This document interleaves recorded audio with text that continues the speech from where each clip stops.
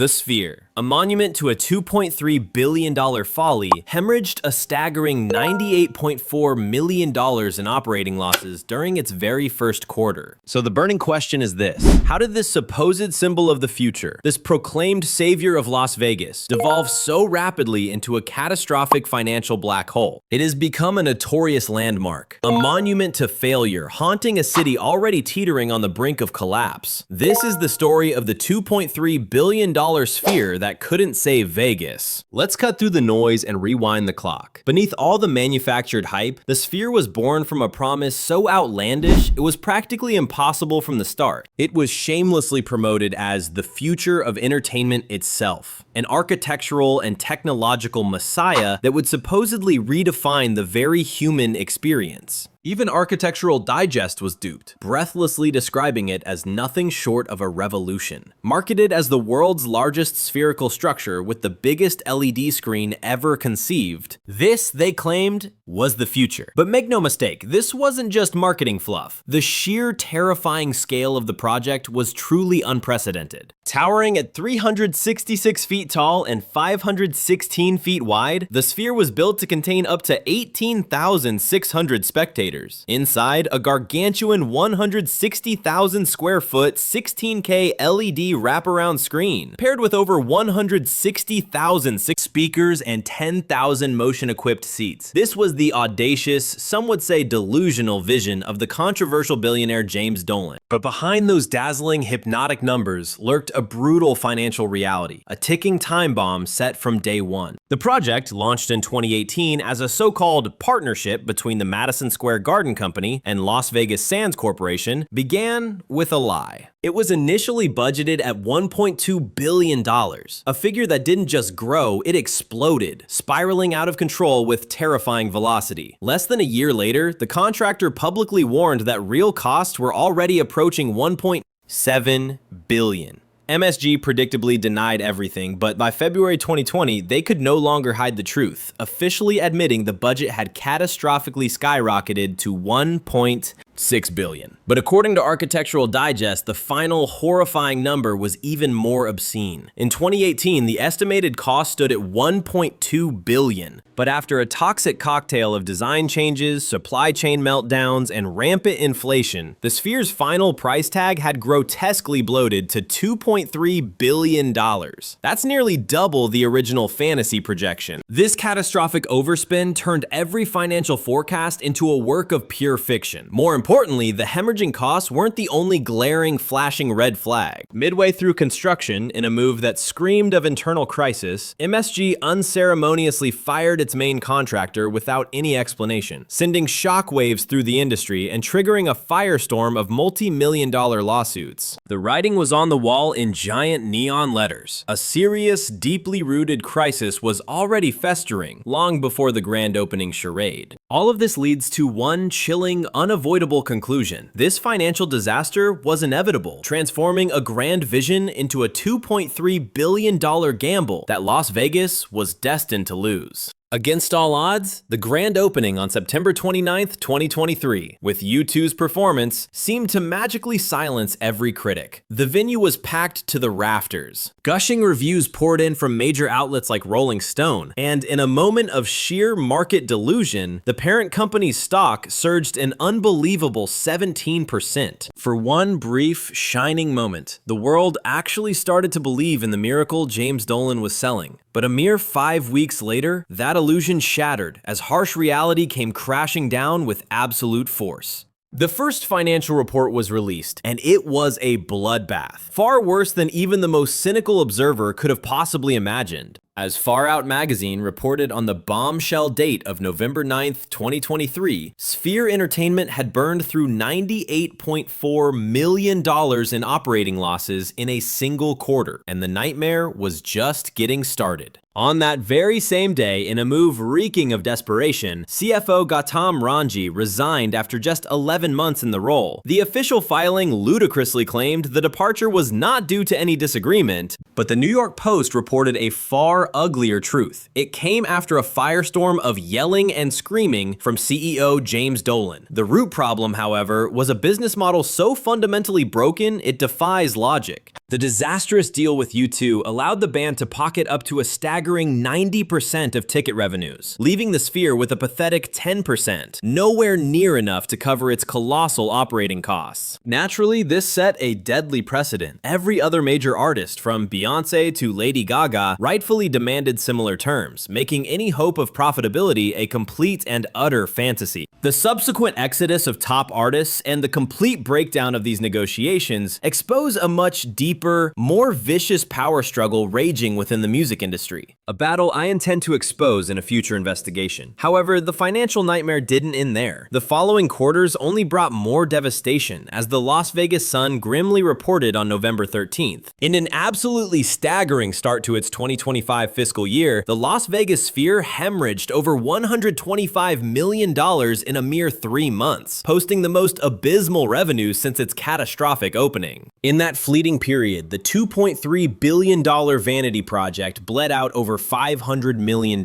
This wasn't just a loss, it was a relentless cash burn threatening to incinerate everything. The parent company was suddenly teetering on the brink of total collapse. On February 3rd, 2025, Investopedia sounded the alarm with a grim warning, exposing how the Sphere's implosion was dragging the entire corporate empire into the abyss. Sphere Entertainment issued a desperate public ultimatum. If it failed to refinance the crushing regional sports network debt by the deadline of October 11th, MSG Networks and its subsidiaries would face either complete bankruptcy or a humiliating foreclosure by their lenders. To make matters infinitely worse, CEO James Dolan's response was a masterclass in arrogance. When confronted with this disaster, he had the audacity to compare the $2.3 billion debacle to the first pancake, callously admitting, "It's the first time we've done this, and we've learned and are doing better." Frankly, this was a jaw-dropping confession, one that laid bare a staggering, almost criminal lack of preparation and vision. As a direct result, this money-incinerating machine didn't just fail to make a profit, it became a financial black hole, pulling an entire empire down with it. Let's not forget the lie they sold to the world, the promise of an unparalleled immersive experience. It was this very promise that duped audiences into paying utterly eye-watering prices. We're talking anywhere from $500 to an obscene $1,500 for a single ticket. But for hundreds of attendees, what they received was a bitter, expensive betrayal. A catastrophic, fundamental design flaw meant the view from roughly 800 premium seats in Section 100 was completely obliterated by an architectural overhang, a scandal the Las Vegas Review-Journal exposed in damning detail back on May 19th, 2023. And here's the most outrageous part. They knew about this defect even before the venue officially opened its doors. In a desperate act of damage control, executives at the MSG Sphere quietly contacted hundreds of ticket holders, admitting their views from inside the 17,500-seat theater were worthless, offering pathetic refunds or seat exchanges as a token gesture. But let's be perfectly clear. Knowingly selling defective seats at full price wasn't a blunder. It was a cynical and calculated betrayal of customer trust. The chaos only escalated when rumors of booking superstars like Harry Styles were publicly and aggressively shot down by Sphere's own management. An unprecedented breach of protocol that exposed the utter pandemonium consuming its talent relations.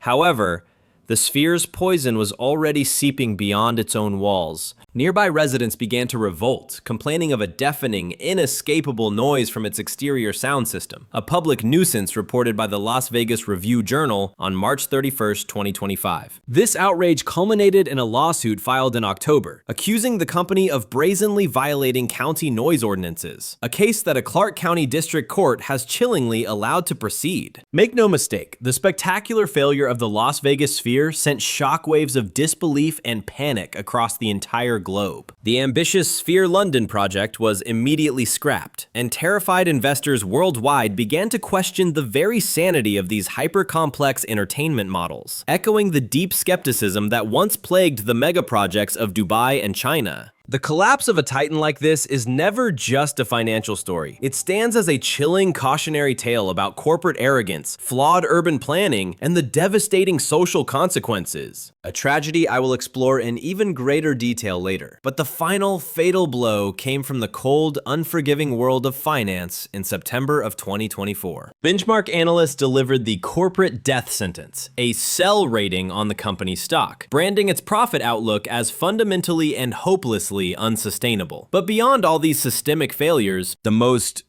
devastating impact has been on the city of Las Vegas itself. The very monument built to save the city has now become the symbol of its crisis. And beneath the dazzling empty lights lie the shattered lives left in its wake. The workers who built this supposed miracle are now jobless. One man in his 60s, once a revered sound technician for major Vegas shows, shared that he used to control the very lights that defined the city's soul. Now, he's forced to sleep every night in a dilapidated RV, parked on the desolate edge of the desert. In a broken voice, he said, "I used to run the lights for this city. Now I'm just looking for a patch of shade to rest." And after all of this human wreckage, tourism to Vegas plummeted by a catastrophic 12% in July of 2025. The legendary Sin City, which once transformed lives, has become a city fighting for its very survival. The Sphere, a dazzling facade with a hollow, rotten core, now stands as a ghost landmark, a haunting reminder of a $2.3 billion dream that has dissolved into dust. It has left an indelible, unforgivable scar on the Nevada desert. Now, despite its glittering billion-dollar resorts, Las Vegas is slowly and tragically turning into a ghost town. The official numbers are in, and they paint a grim picture, a staggering 11.3% plunge in visitors. So how, in a sea of empty tables and prices that defy all logic, have the casino titans managed to trap themselves in a self-inflicted endless nightmare? A debt spiral so vicious it threatens to consume them whole. Make no mistake, these gambling empires are ensnared in a certified, bona fide debt spiral. This death spiral is more catastrophic than anything I've ever exposed, and this is how it's tearing Vegas apart. This is why the blinding glitz of Vegas is nothing but a facade, failing to mask its catastrophic collapse. The spiral they're in is far worse than you could ever imagine. Look at the books. Caesars Entertainment is drowning under a mountain of over $11 billion in debt, while MGM Resorts International is crushed by a burden of nearly $7 billion. To service this colossal debt, they can't afford mercy. They're forced to bleed every last cent from every single visitor, creating a devastating and impossible paradox. Prices are shamelessly inflated to feed the debt monster, and those very same prices are now cannibalizing the tourism industry. Is it any wonder visitation to Sin City plummeted by 11.3%? In June alone. That marks the 7th straight month of this catastrophic decline. One traveler's chilling account to Travel Pulse reveals the truth. During my visit on a recent Thursday afternoon, many public spaces felt like a veritable ghost town. I walked through the resort casino, a graveyard where most tables were cold and the slot machines sat hauntingly silent. Then I went to the so-called famous Food Street Eats. Barely 3 or 4 shops were even open. The rest were shuttered, lights out. This isn't just a slow day. This is the casino owner's living nightmare. Billion-dollar monuments to excess, standing eerily empty. And to stanch the bleeding, the casinos have turned every corner of their empire into a predatory price trap. A $26 bottle of water? A $44 breakfast? That's not luxury. It's the stench of desperation-fueled exploitation. They are so deep in the hole they can't lower prices, even as a double-digit drop in visitors stares them in the face. Another tourist laid bare their grim reality to Travel Pulse. The very first breakfast I had on my trip at the Grand Lux Cafe in the Venetian cost me a staggering $44.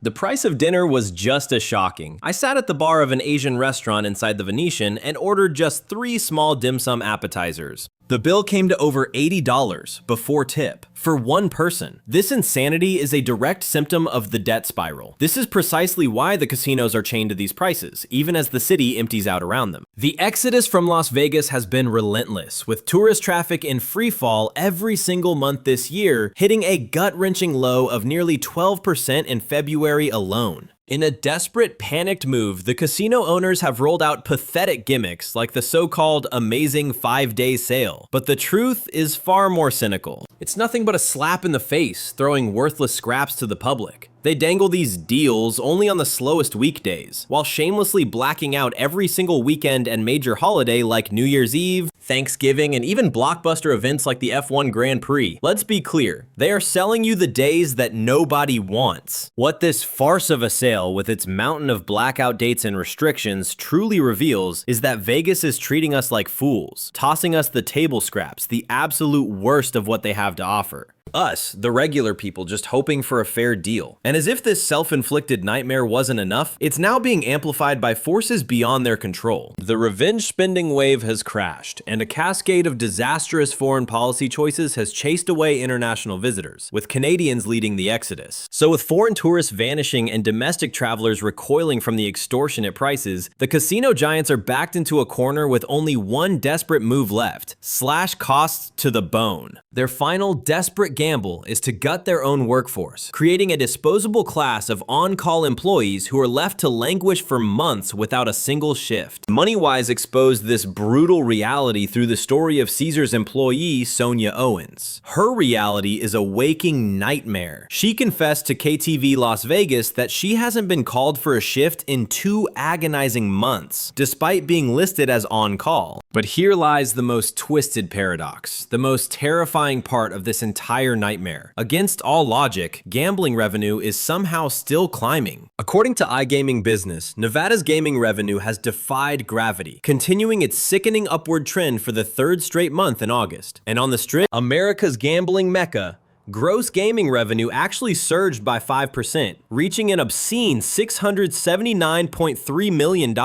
This reveals a terrifying truth. The casinos are now utterly dependent on a shrinking elite group of wealthy high rollers, all while the mass market, the very lifeblood of the city, is left to slowly bleed out and decay.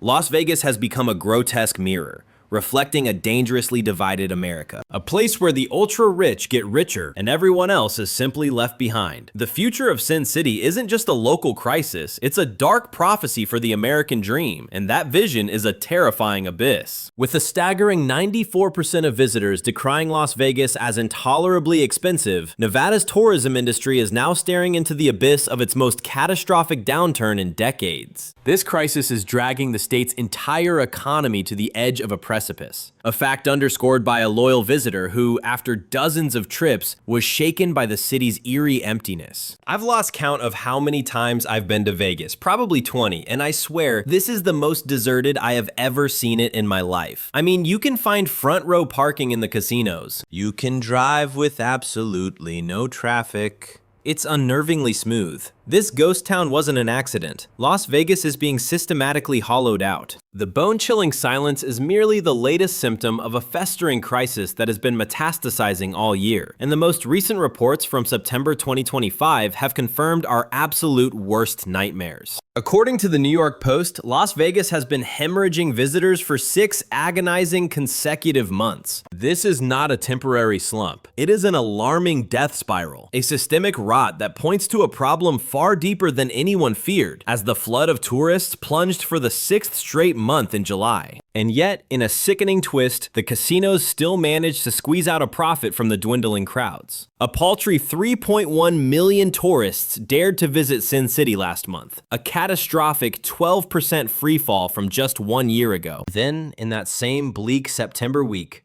the unthinkable happened. A Nevada institution, a true icon, officially crumbled to dust. iHeartRadio broke the devastating news. Buffalo Bill's Resort and Casino in Primm is shuttering its doors indefinitely, the second Affinity Interactive casino in the area to be wiped off the map in less than a single year. This is a crippling blow to the strategic artery that funnels visitors from California. The closure of Buffalo Bill's, a landmark on the California-Nevada border, is a shocking declaration of surrender. It's a grim echo of a decision made by its parent company, Affinity Interactive, marking the second such devastating shutdown in the region within 12 months. The Clark County Commission officially sealed its fate last week, rubber stamping the closure and following the dark precedent set by Whiskey Pete's shutdown in March. But this decision is anything but temporary, as Yoganet grimly clarified.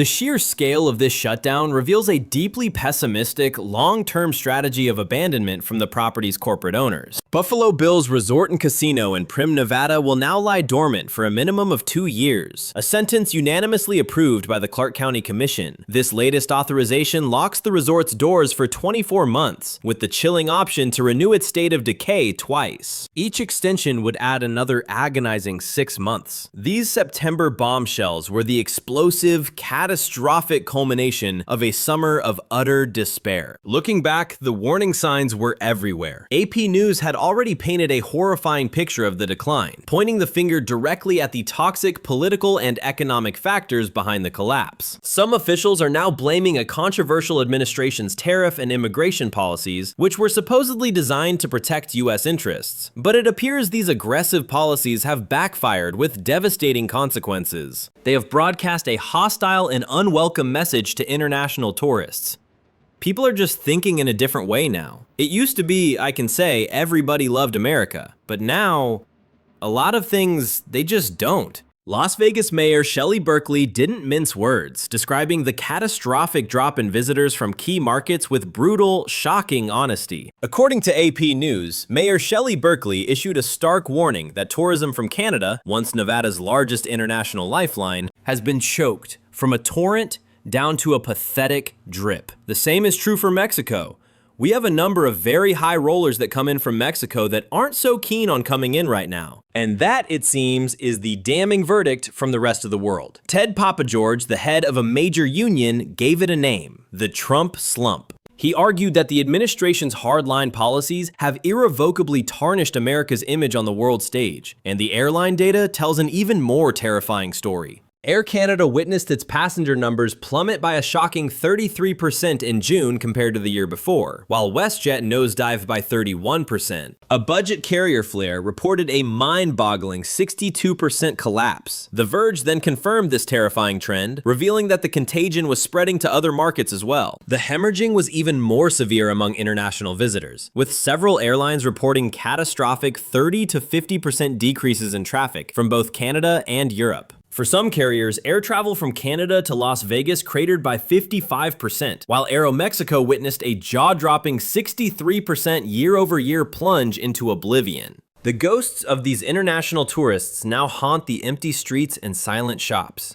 Jimmy Singh, a local business owner, shared the brutal reality of this new, desolate world. We used to ask all the time, so where you from? You know, talk nice to people. But this year, I just didn't see that many foreign people coming from overseas. I saw less, very, very less, especially the Canadians. It's shockingly worse than anyone realizes. This place was once teeming with tourists. Canadians packed in everywhere you looked. Now, a ghost town. But make no mistake, Primm's catastrophic collapse didn't just happen overnight. Long before the final nail was hammered into the coffin with the indefinite shutdown in September, the warning signs were flashing bright red. As far back as July, the street had already exposed that Buffalo Bill's had abandoned its 24/7 operations. A chilling move that anyone with eyes could see was the beginning of the end.